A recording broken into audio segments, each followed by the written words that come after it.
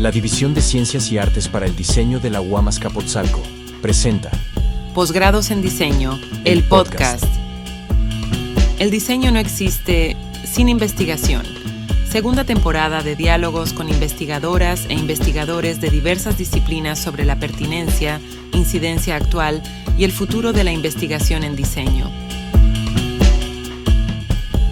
En el quinto episodio, Pablo Elías intercambia con Julia Tagüeña Parga, investigadora del Centro de Ciencias de la Complejidad de la UNAM. Bienvenida, Julia Tagüeña, al podcast de los posgrados en diseño. Cuéntanos un poquito acerca de tu perfil. Bueno, antes que nada quiero agradecer muchísimo esta invitación, feliz de estar con ustedes. Bueno, yo soy física de formación, he trabajado en el aspecto de la física, sobre todo en materiales, en física del estado sólido, pero muy particularmente en aplicaciones a energías renovables, porque yo soy investigadora del Instituto de Energías Renovables, entonces he trabajado en materiales que sirven para las celdas solares y fotovoltaicas. Pero reconozco que además de esto he hecho otras muchas cosas, como comunicación de la ciencia, a la que le he dado mucha importancia, me ha divertido muchísimo. Entré en ese campo porque fui invitada a ser parte del grupo que hizo el Museo Universum de la UNAM y bueno, pues la verdad es que eso fue divertidísimo y ya me acercó, digamos, a compartir con la sociedad este tipo de temas científicos y recientemente he tenido el gran gusto de colaborar con el Centro de Ciencias de la Complejidad, donde en realidad estoy metida en grupos multidisciplinarios sobre temas de sistemas complejos y que en particular tienen que ver con el tema de la sustentabilidad. Desde tu disciplina, ¿cuáles son los retos o problemas más relevantes para el país? Bueno, yo creo que el reto más relevante para el país y para el mundo es el cambio climático. Desde mi disciplina y desde todas las disciplinas, yo creo que sí estamos en un momento en el que tenemos realmente que tomarnos esto muy en serio. Hace mucho tiempo que en México ha habido muchas voces que han creído en el origen, digamos, humano del cambio climático, pero hemos llegado a un punto en el que ya si no tomamos medidas, pues no vamos a poder regresar, ¿no? Ya ahora tenemos que asumir que hay cosas que ya han cambiado, tenemos que adaptarnos y tenemos pues que luchar por controlar el aumento en la temperatura. Entonces, ese es el reto de todos, es el reto de los científicos, de los ciudadanos, de los gobernantes y de la especie humana. No sé si viste un video que se los recomiendo de Naciones Unidas, cuando preparando no esta COP, sino la anterior, que llega un dinosaurio a Naciones Unidas, abre la puerta, toda la gente en Naciones Unidas se queda asombradísima y el dinosaurio les dice, yo a ustedes no los entiendo, ¿qué no se han dado cuenta que extinguirse es malo? Dice, y además nosotros, bueno, nos cayó un asteroide, pero es que ustedes pagan por el cambio climático, consumen combustibles fósiles, es como si los dinosaurios hubiéramos hecho una campaña para pagarle a los asteroides. En fin, entonces, bueno, ya es hora de que nos demos cuenta de que extinguirse es malo.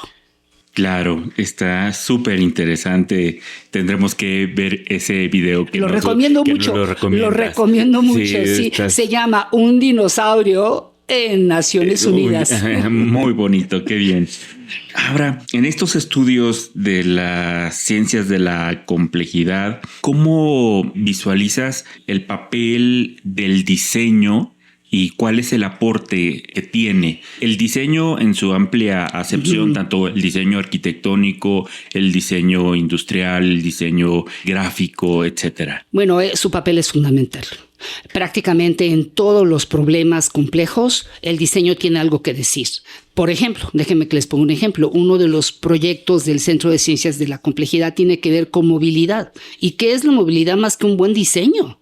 Tienes que diseñar por dónde circula la gente, cómo se mueven los automóviles, por decir una cosa completamente práctica. También en esto que les cuento de los dinosaurios, bueno, ahí tienes un ejemplo de un buen diseño. El que hizo el video del dinosaurio es un diseñador, ¿no?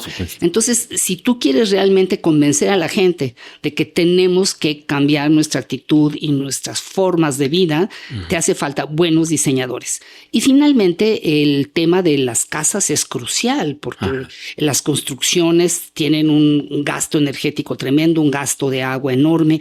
Entonces nos hace falta diseñadores, arquitectos, nos hace falta gente que maneje la imagen para que eso atraiga al público en general.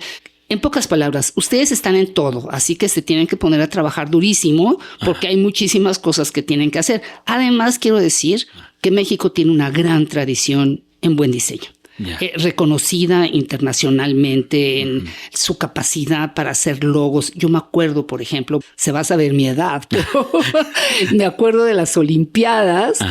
El éxito mundial de los diseños que hizo México para las Olimpiadas. Y es un ejemplo más. En realidad, México es básicamente un país muy artístico y el diseño tiene que ver con eso. Pasando un poquito a las energías renovables y particularmente a un tema que está muy de moda, podríamos decirlo, lo de los autos. ¿Qué perspectivas tú consideras que tienen los autos eléctricos y lugares como California que ya tienen planes para 2030, 2035? Todos nos vamos a mover a los coches eléctricos. Sí, eso es un hecho. Vamos a ir por diferentes caminos. Están primero los híbridos, pero el futuro es de los eléctricos. De hecho, todas las compañías de coches ya están produciendo coches eléctricos. Lo que es importante es bajar el costo de los coches eléctricos para que sea accesible para todo. Pero no nada más coches, los autobuses, los aviones, los barcos. O sea, tenemos los trenes, tenemos que dejar de quemar combustibles fósiles. Ahora, lo importante de los coches eléctricos, pues es que obviamente los cargas, ¿no? Los cargas en la noche como cargas tu celular. Lo importante es que esa electricidad venga de fuentes renovables. Imagínate que tienes un eléctrico, perfecto, ya no echaste CO2. Llegas a tu casa y lo conectas, pero lo conectas a una termoeléctrica que está contaminando el ambiente. Entonces, también ahí hay que incidir. No es nada más la tecnología del automóvil, es también el cómo producimos la electricidad. Y es ahí donde las energías renovables tienen toda una gran aportación que pueden hacer, no solo en nuestro país, en el mundo entero. Nos estamos moviendo hacia las energías renovables. Muchos lugares del mundo ya están prácticamente en energías renovables y nosotros estaremos porque no hay de otra. Y en el caso del hidrógeno verde. Bueno, el hidrógeno verde es un poquito lo mismo porque cómo lo producimos, ¿no? Y luego también viene un poco la discusión porque como tiene que ver con el tema del agua. Y como sacas el hidrógeno del agua, pues ahí le tienes que pensar un poquito. En realidad, todo este tipo de planeaciones tienes que sopesar y tienes que hacer. Lo que es cierto es que ya se acabó la época de un solo combustible, ¿no? El siglo XX era el siglo del petróleo. Eso ya se acabó. Ahora estamos en grandes combinaciones, ¿no? Entonces, te voy a dar un ejemplo de las renovables. Durante el día funciona la energía solar, pero en la noche funciona un biodigestor que también está produciendo electricidad a través de la biomasa. Es decir, tenemos que combinar las diferentes energías y tenemos que sopesar si en un momento dado nos interesa producir el hidrógeno o nos interesa utilizar el agua de otra manera. En fin, la solución no es obvia. Tenemos que calcular para cada situación y para cada país qué le conviene más.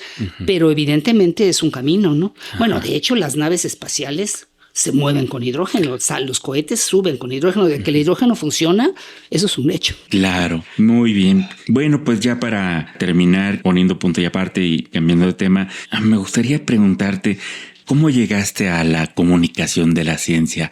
¿Qué te motivó o cuáles fueron estos impulsos? ¿Fueron personales? Pues la primera vez que tuve que ver con divulgación de la ciencia fue porque estudiando física en la materia de electromagnetismo entré a tomarla con un maestro fantástico, Luis Estrada. La materia era de física, pero él ya empezaba la gran divulgación de la ciencia en la UNAM y en México, porque él es absolutamente pionero. Y él echó a andar una revista que primero se llamó Física y luego se llamó Naturaleza, porque así somos los físicos, ¿no? Entonces el resto de las disciplinas dijeron, ¿pero por qué física? Y entonces se volvió Naturaleza. Pero como éramos sus alumnos, él nos metió en esta dinámica, inclusive nos invitó a escribir algunos artículos. Sin embargo, yo después me fui a hacer el doctorado y aunque había quedado, digamos, esa semilla ahí, pues yo me regresé a trabajar completamente en investigación y en docencia. Pero es cuando llega el momento de que la UNAM decide hacer Universum, el Museo de Ciencias, que me invitan a ser responsable de la sala de energía, porque yo ya estaba en ese momento en lo que es hoy el Instituto de Energías Renovables, que empezó como Laboratorio de Energía Solar y luego Centro de Investigación en Energía.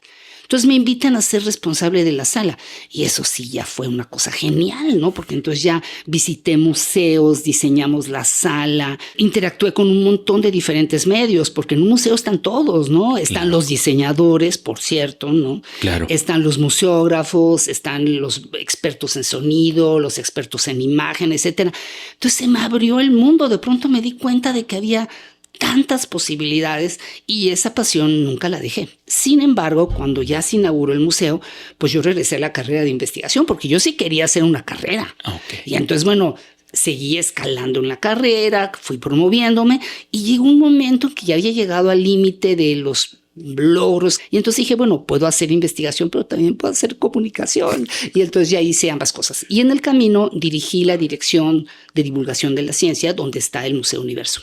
Qué bonita historia y que nos la compartes y que pues seguramente van a escuchar nuestros escuchas del podcast de los posgrados en diseño y pues te agradecemos muchísimo tu participación en este podcast. Yo soy la agradecida y les deseo muchísima suerte con su podcast. El diseño no existe sin investigación. Segunda temporada del podcast de los posgrados en diseño.